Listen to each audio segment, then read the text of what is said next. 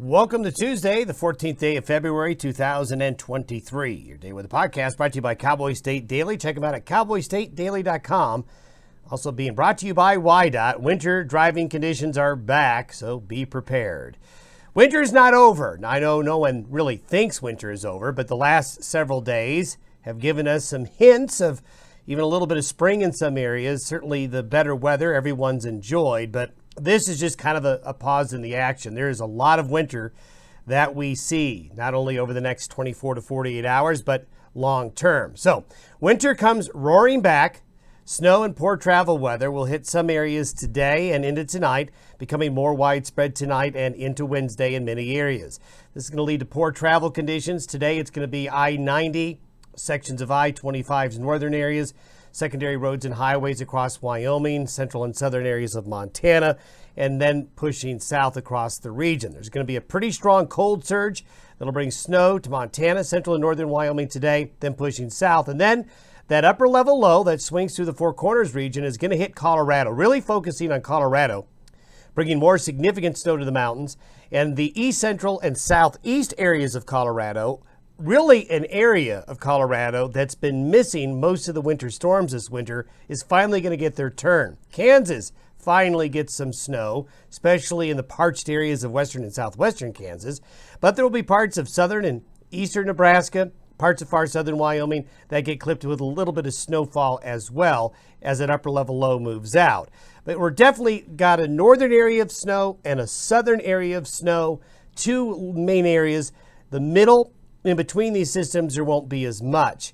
It is going to get very cold. We expect temperatures to go below zero in many areas Wednesday night and Thursday morning. Next week looks cold and next week looks active, meaning there's plenty of cold coming and more snow opportunities, as some of that stratospheric warming we've been talking about is going to want to push cold air out of the higher latitude south next week. So be ready for winter to kind of make a comeback. Today's satellite photo shows the two areas of moisture. The upper level low getting kicked out over northeastern New Mexico, heading this way. Then this low up into Montana, associated with the very cold air coming in behind it. So we're going to be looking at this double-barreled system coming on through. And you can see the National Weather Service advisories. This is all for winter weather right here, going across the interior west and then out into the plain states. This is for another area of winter weather. So you can see the two large areas, snow and ice area number 1, snow and ice area number 2. These brown areas are wind warnings for high winds in between the systems. So you can see those two areas where the snow is going to be focused. There in the 500 millibar chart, you can see what's going on. And then by tomorrow morning, there's that low by the Four Corners area. This is through this evening. So you can see the area of snow in the northern areas with that front coming on through. So up here, southern Montana, northern and northwestern and northeastern Wyoming, Idaho into Montana, getting into the action. The upper level low that's kicking out now is causing this weather here, and more snow in the mountains of Arizona, New Mexico, getting more snow in their mountains there, southwest Colorado's mountains. And very cold air also going to be pouring in all across the west, as you'll see here soon on the temperature anomaly. This is what the snowfall forecast looks like through this evening. But as we go out a little bit further, you'll notice the snow getting a little bit more widespread. So to focus in a little bit more, you can see the line is really going to be here across Wyoming into the Pine Ridge of Nebraska and the western South Dakota. This is where the snow action is going to be during the daylight hours. But once we go dark, go to the dark time hours and then get into that low kicking out of the Four Corners area.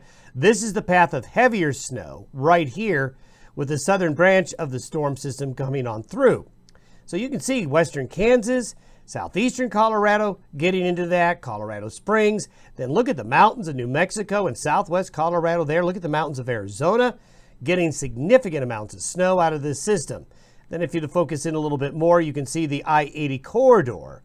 Late tonight and Wednesday, going to get just enough snow to cause some travel concerns there. Then you can see that there's a little bit of a snow shadow off the Cheyenne Ridge in northern Colorado's Front Range. But then as you get to Denver Metro, but especially Palmer Divide and areas south is where that heavier snow is going to be. Look at the temperature anomaly by Thursday morning. Cold air gets all the way to the west coast. A pretty big area of cold air comes in behind the system.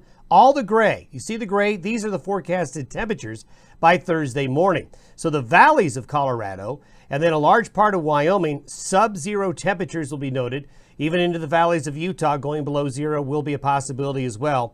Look at these temperatures in California's Central Valley, going near or below freezing in some areas there. Just very, very chilly conditions.